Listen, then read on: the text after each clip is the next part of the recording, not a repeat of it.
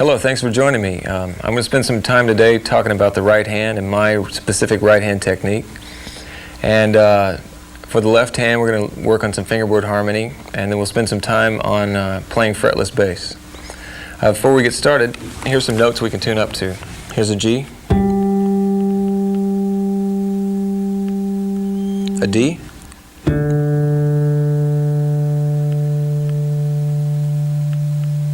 an A,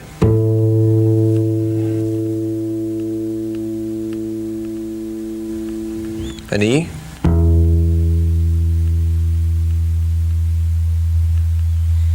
and for those of you with low B, here it is.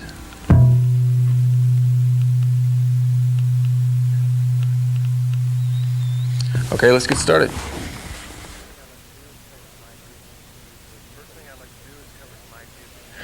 First thing I'd like to do is cover some ideas that you can use whether you play with 2 fingers or 3 fingers. You actually play the bass with these muscles right here. Okay, they've been strong enough to play the bass since you were about 3 years old. They're connected to tendons that go across the hand or through the hand, and there's not any muscles actually in this part of the wrist that you use to play the bass, or that you should use to play the bass. So if you borrow some tips from classical piano technique and support the upper arm with these muscles here, keep these muscles relaxed, and keep your arm and wrist straight, you can transfer this energy directly to your fingers and use it more effectively. One thing you can do to see how the right hand works is to take the middle fingers and lock them, and with your wrist straight, pull kind of hard. All right, and you'll find that you've got plenty of strength there. A misconception about playing the bass is that people have to develop a lot of strength and stamina, and you've actually had these muscles develop since you're very young. If you do this pulling, you'll find that you feel pretty strong. You can put a lot of tension there. If you bend the wrist, which is what a lot of bass players do, about this angle, and try to do the same thing, you'll find that it becomes painful real quick. There's a small opening here that all these tendons are attached and go through, that if you keep it straight, you're able to play a lot more efficiently. A problem, since the bass is about 30 or 40 years old, is that acoustic technique has been passed on to electric, and it's caused a lot of people a lot of problems. When you're playing acoustic, the bass is vertical like this. You can just drop your fingers down, and they naturally hit the strings, and you can play and walk and everything. It's no problem. When you try to apply acoustic bass technique to electric, when you pick it up, you can see the bend that goes into maintaining that posture with the right hand. And that's where a lot of these problems that we just found out about this finger pulling exercise or demonstration comes from. It develops a lot of tension here, and you actually lose strength, especially if you do like a lot of bass players and lock your thumb on a pickup, all right, and pivot, which really forces your wrist to bend a lot. So what you can do, like I said, was borrow from classical piano technique. Keep your wrist straight. You end up playing the piano about like this. You support your arm with these upper muscles. You can get a direct transfer of energy from these muscles to through the tendons to your fingers, and it becomes more efficient. The first way to try to use this posture is to relax your hand completely in front of the bass, as if you'd never played it before. Try to keep your wrist straight, and that's how it would fall naturally. And then drag it back across the bass until the fingers touch.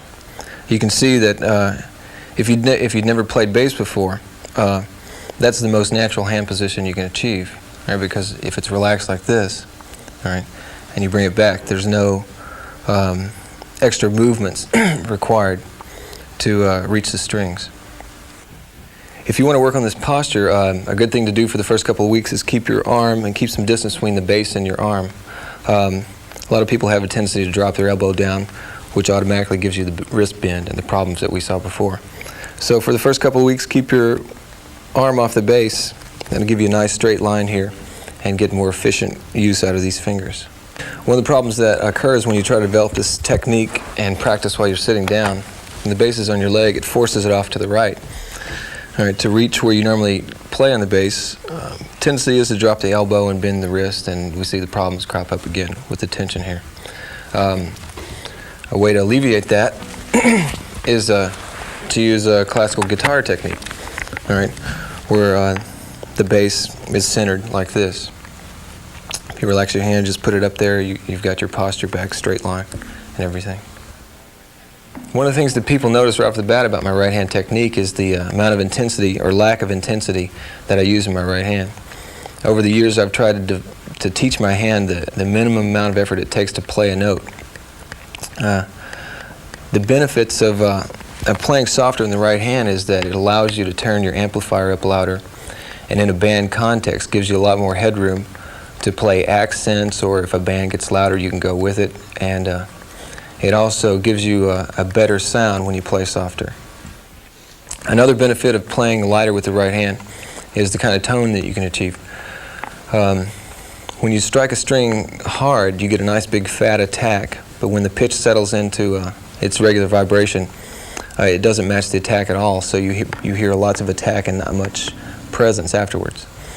If you turn the amplifier up and play softer with your right hand, you perceive a nice big attack, and when the string settles into its pitch, it's moving about as much air as the attack does, so the overall perception is that you're moving a lot more air and the tone is fatter.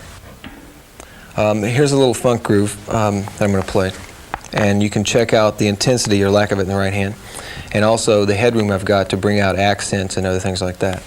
All right?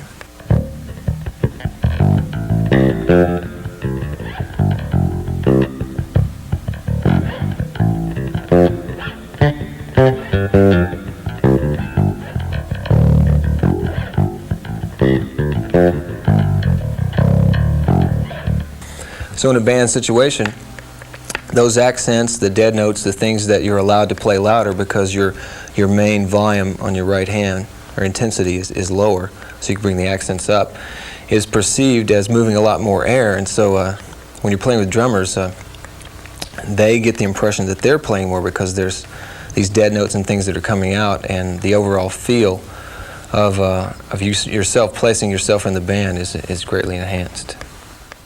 A good exercise you can use to check to see if you're giving yourself enough headroom with your right hand is just a simple blues bass line, and try to make the dead notes louder than the regular notes.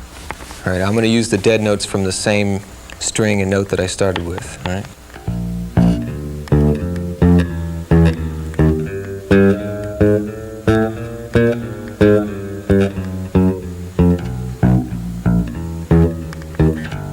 Etc. Okay. Another way you can work on this, as for the right hand, this technique is to place your dead notes on the string below every note you're playing. All right. That requires a kind of a tricky right hand thing, but it's good for you.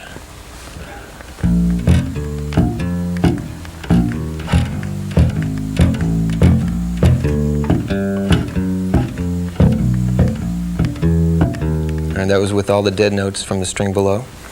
All right, the first example had all the dead notes from the note in the string you're on. And this third one, you use the dead notes from upper strings.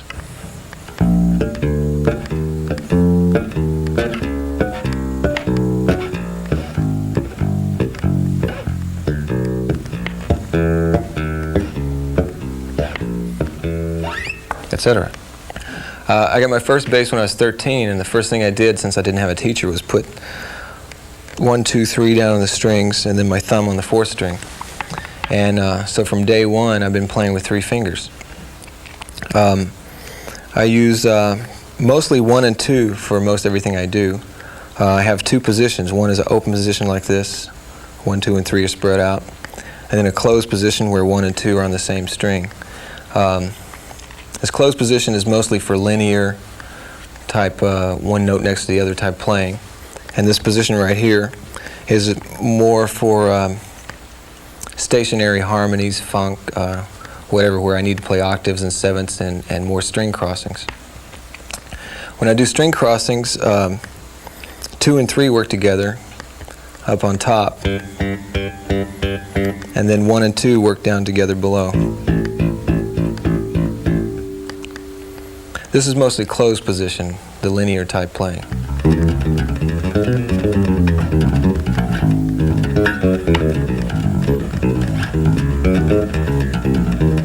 All right, 1 and 2 do most of the work. And this is the open position for like a stationary harmony funk type deal.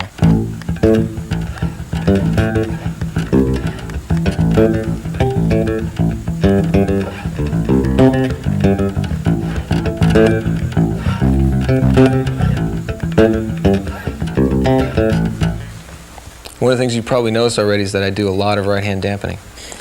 Early on, when I was playing, I noticed these problems with left-hand dampening that crop up. When you dampen with the left hand, that's a real slow version of it. You get that buzz at the end of every note. If you dampen quickly, sometimes you can get rid of it. That's not too bad. But I worked real hard on assigning the dampening to the right hand to try to alleviate those problems. One thing I found is that if you use rest strokes along with right hand dampening, 4 things that are good happen. The first thing, obviously, is that you don't get that fret buzz with the note. All right.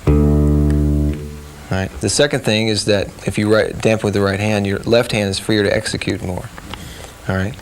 Along with the right hand dampening, if you use rest stroke, which is following through into the next string, all right, you end up with a finger on a string ready to go, ready to play. All right, and the fourth thing is the difference in sound when you use a rest stroke or not.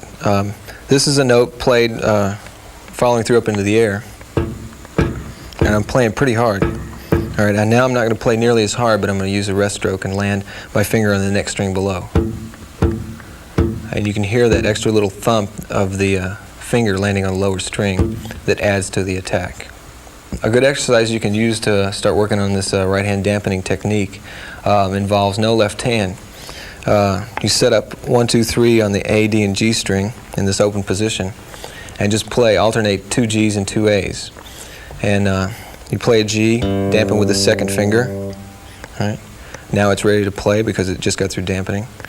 Play again, dampen with the third finger. You're back in open position. All right. Play an A, dampen with the second finger. All right. It's ready to play. Play, dampen with the first finger and reset. Okay. All right. What you want to do is make this exercise sound something like this. You want to go really slow.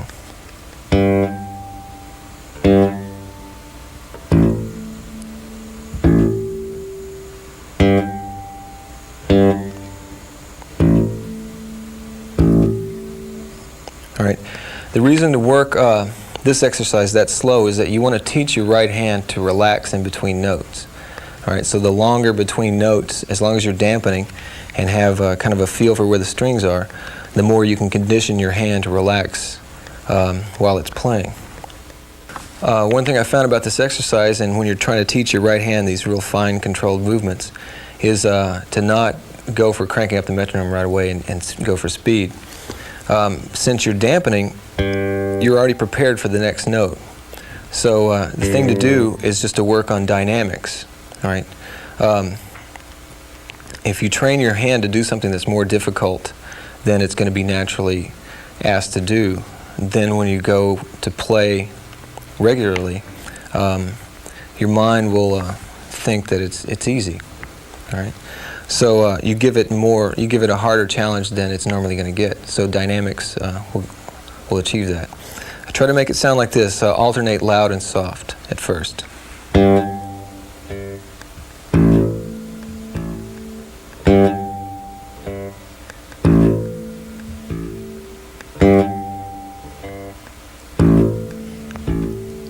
And make sure, and not to try to overemphasize the loud note. Try to make that kind of medium and really exaggerate the softness of intensity on the softer notes. And then try playing soft loud.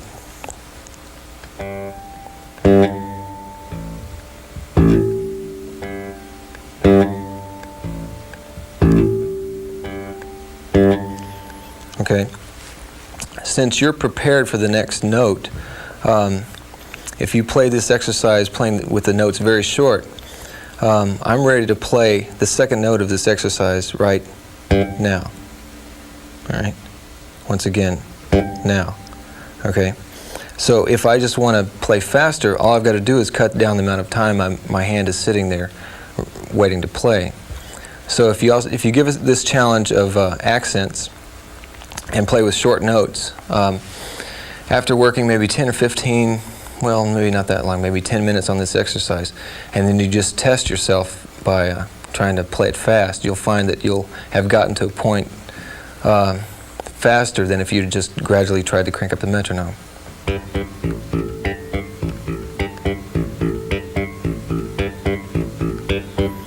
Here's a major scale exercise for the right hand. You'll see the fingering in your booklet. You dampen each note as you play it. The fingering, the dampen's written out for you.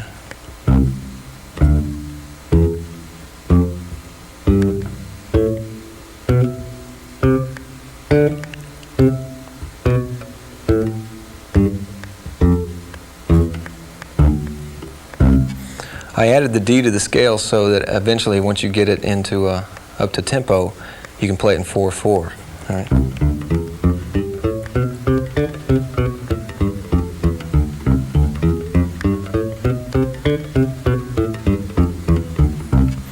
Okay.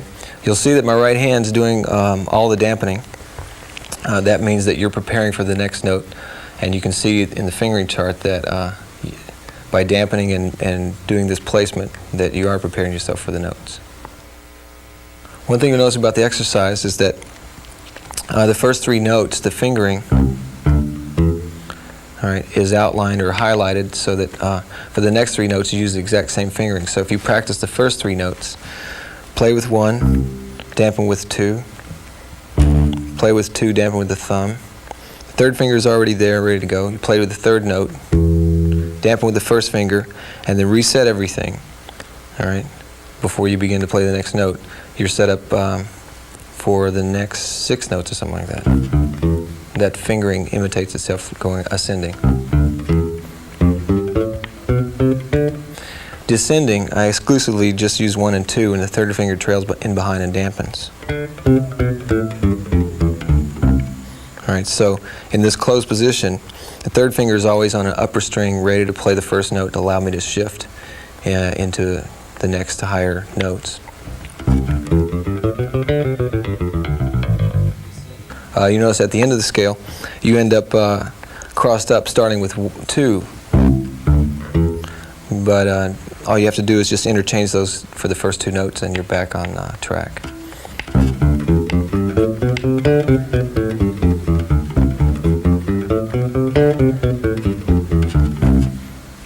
Here's 4 right-hand exercises that involve the left hand. And if you get all of them under your fingers, you'll end up covering just about every kind of shift that's involved in playing the right-hand 3-finger technique. I'm going to play this first one real slow so you can check out the fingering for it. And if you play a 4-string, just leave out the middle bar of every line, and you'll be able to use the same exercise.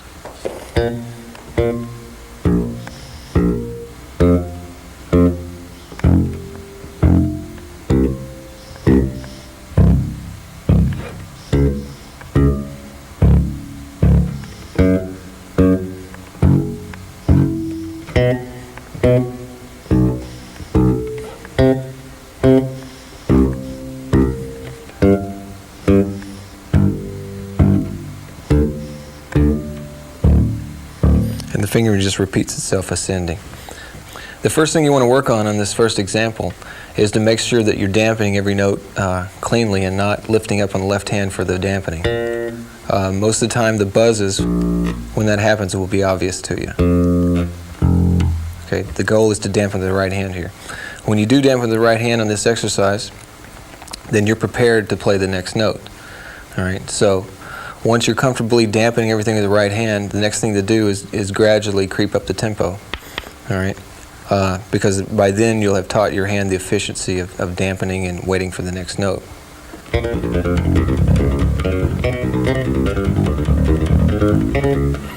All right, and you can work this exercise all the way up to the neck and to the top of the neck and down again.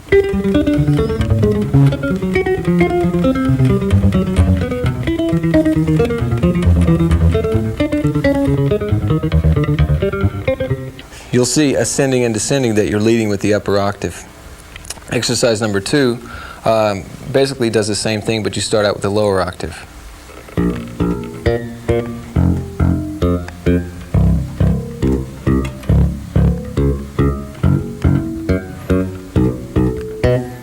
Here it is slowed down so you can see the right hand fingering for it.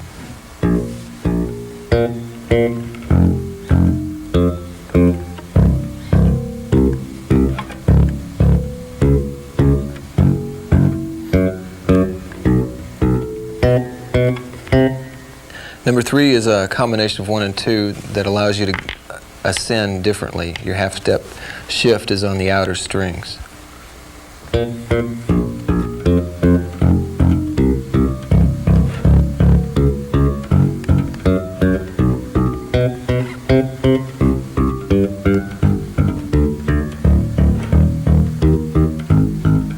And you end up with 4 notes in a row on a string, the outer strings.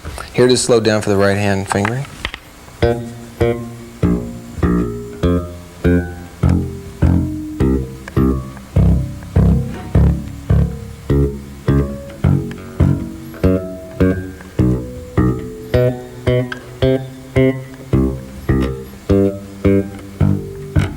And you just work your way up the neck. Number 4 is also a combination of 1 and 2, except you start on the inner string with the lower octave first, and your shifts are, if you have a 5 string, your shifts ascending are all on the A string.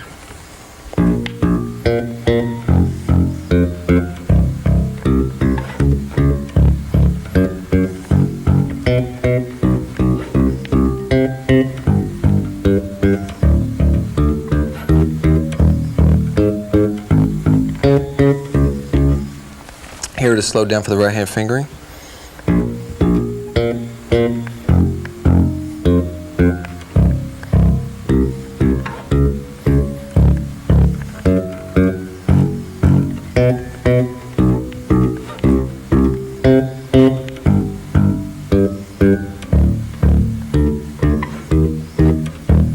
And on up the neck. Once you've got these first few right hand exercises under your hands, the next thing to do is to take things that you normally play, and like bass lines and other grooves that you've learned, and make a focused effort to teach your right hand to apply some of these dampening, playing softer, and finger preparation techniques from these exercises. One thing I've found that a lot of students and bass players that I've seen tend to teach their right hand through their left hand. Whatever you learn over here, the right hand is kind of left up to its own devices to develop. So when you're working on this, make a conscious effort to glue your eyes to your right hand so that you can be in control of every little movement that goes on down there.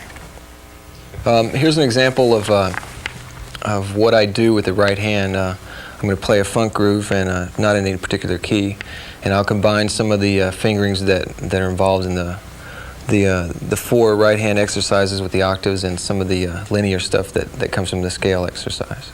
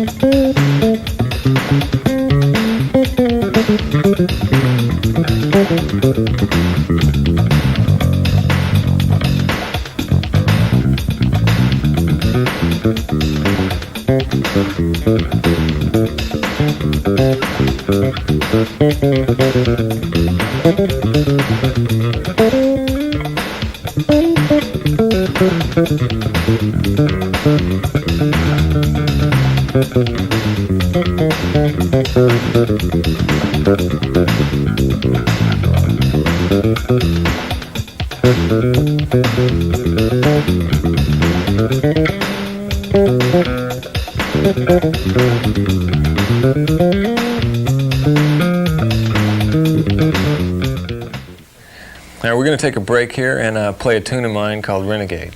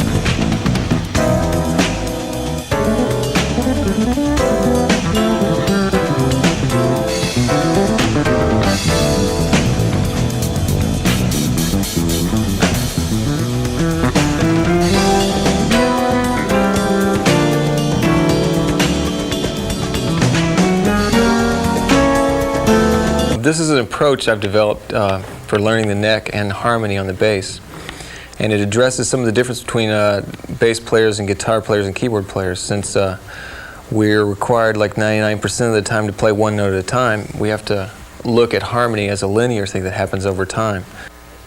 One thing I've found about learning lines is that I've had a lot of students come to me that know their scales and arpeggios real well, but when they try to use that information in a linear fashion, like in a groove or soloing, you end up sounding just like a scale and arpeggio. So what you have to understand, first of all, is the strong beat, weak beat concept. If you take quarter notes in a bar, the strong beats are on 1 and 3, the weak beats are on 2 and 4. Your ear wants to hear the harmony satisfied on the strong beats, and it really doesn't care that much what's on 2 and 4. And I'll play an exercise or a little example right now that'll demonstrate that fact.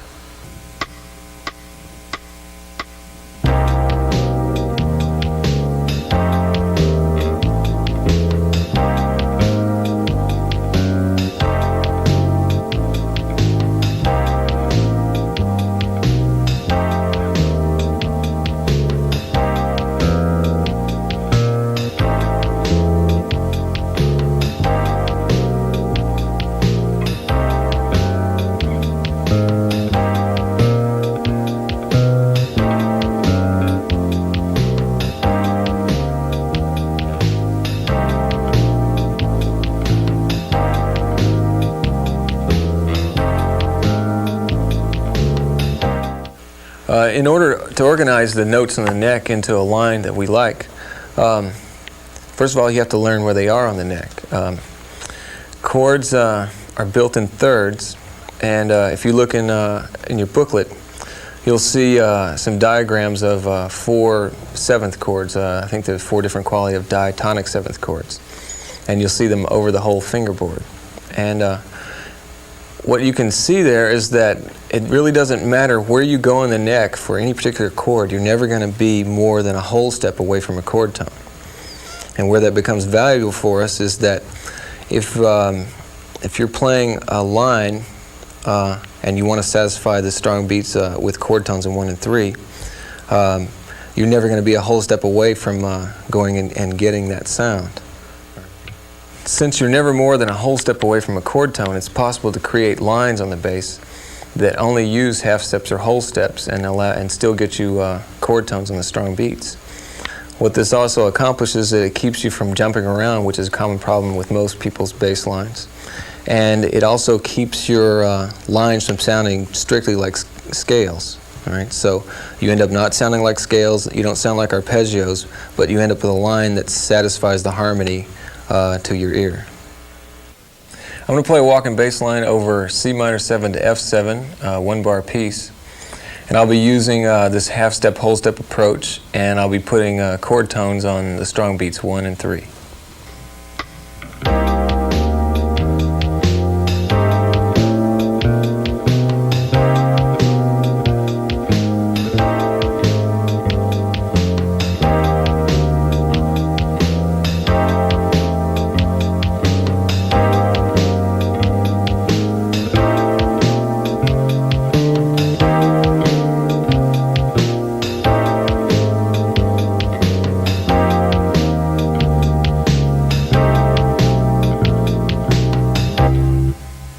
There are 3 basic positions that you can begin to apply this concept to, and they involve placing the 1st, 2nd, and 4th finger on the root of whatever harmony you're working on. All right. If we take some basic harmony information like the C major scale, all right, we can start by placing the 1st finger on it. Take the C on the E string. 2nd finger on it. 4th finger on it. Okay. From those 3 basic positions, it really doesn't matter where you go in the neck, you're going to borrow from at least 2 of those. Take this C major right here, starting with the 2nd finger. If I end up here, obviously that's symmetric, it duplicates itself. Here, little fingers on the C, duplicates itself here. For any information below the C, right, in this position, it'll be covered from when your 1st finger was on the C. Okay. So if you're here, obviously this is symmetric with this part. Any descending information when you're here is covered here from this basic position. So if you learn those 3 basic positions, whatever harmony you're working on, then you can move your hand around to different parts of the neck and still use the same information because of the symmetry of the neck.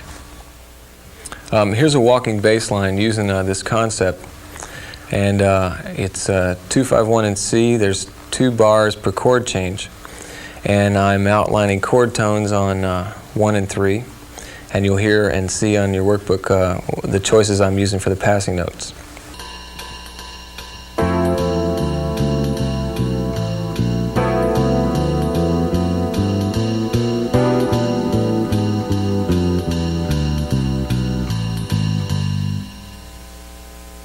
Here's the same bass line, and we're going to use the 8 notes that we chose for the bass line as 8th notes as a solo, and I'm going to put it up an octave and play it faster.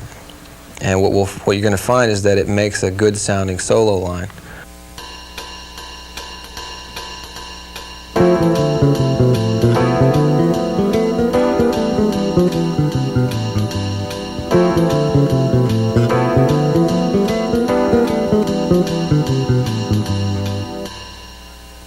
One thing to remember about this concept is that it's a method to learn the neck and learn how to play harmony. When you're playing music, and when I play music, I try to use every possible device or way of thinking about it I don't just limit myself to half steps and whole steps. I'll use arpeggios, I'll use scales, I'll use pentatonics, everything I can think of, and some things that I don't think of. Here's an example of how I use the three basic types of information that we're concerned with, scales and arpeggios, and the chromatics that are involved in learning this half-step, whole-step approach. And I'll be playing over D minor.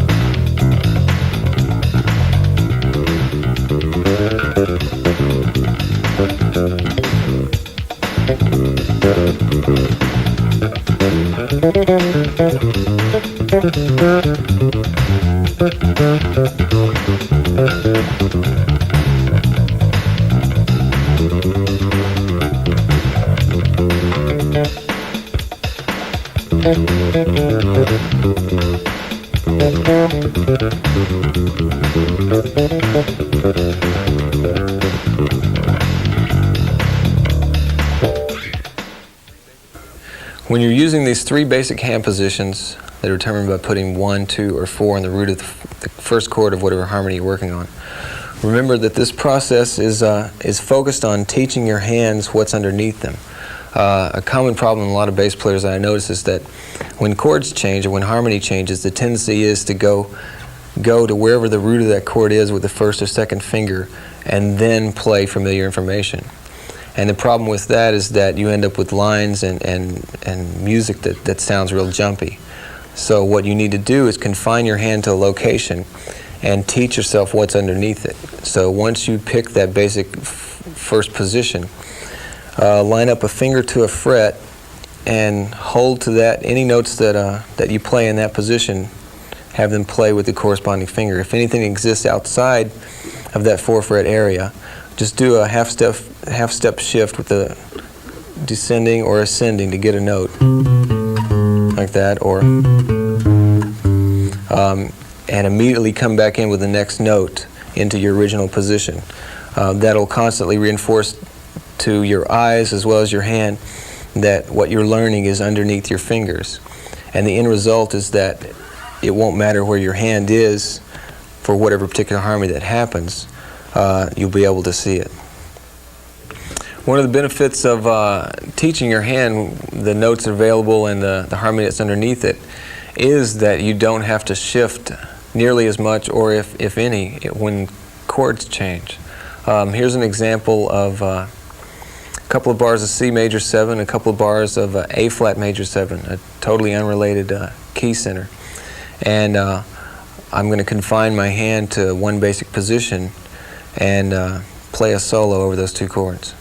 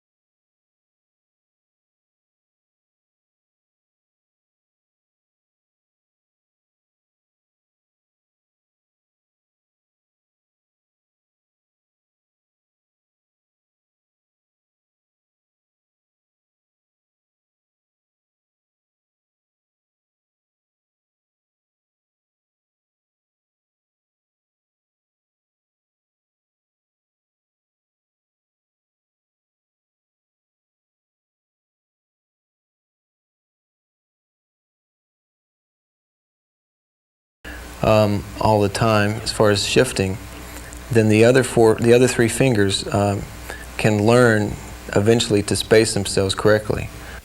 One specific technique as far as how to tune up notes is the ability to rotate and pivot on each finger. It's kind of tricky to develop, but it allows you to. You can see how I did it right there. I kind of rotated the note into being in tune. All right, I'll do it with the third finger.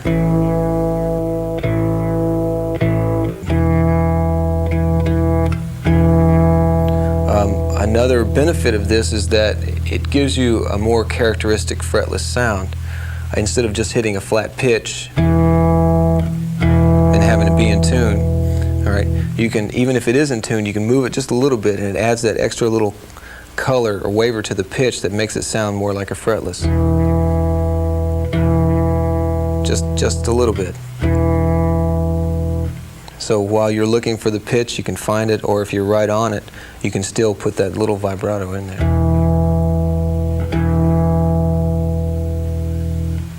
Another reason I have lines on my bass is that you can't really consistently locate your finger in the same place for every fret.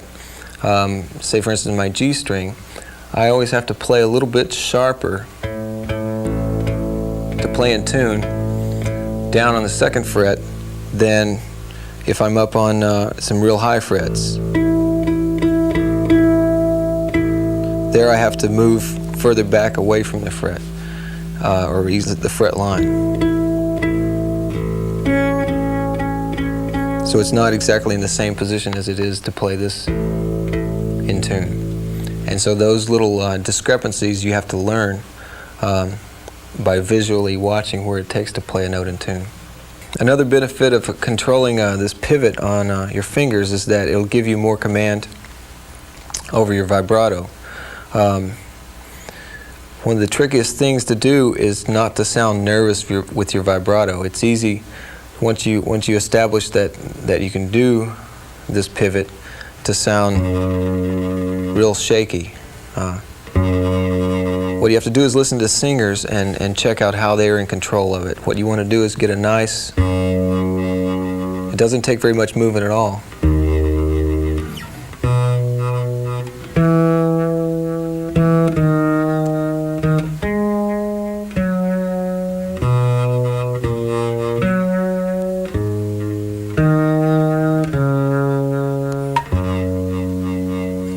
To get a nice natural sound in vibrato, it takes actually very little movement in the left hand pivoting on those notes.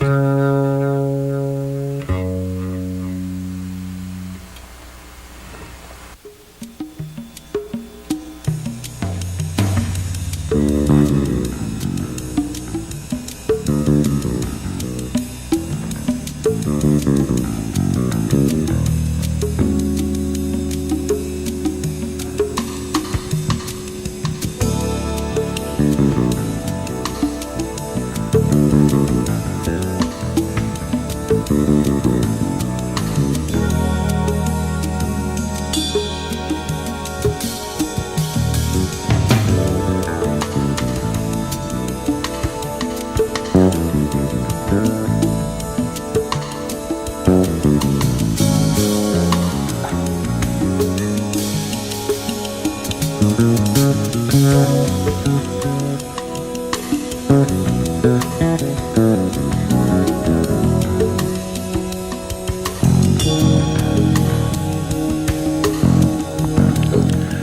hope you got something out of what we covered today. In closing, I'd like to thank Kirk Covington for joining me on these tunes, and I'll see you next time.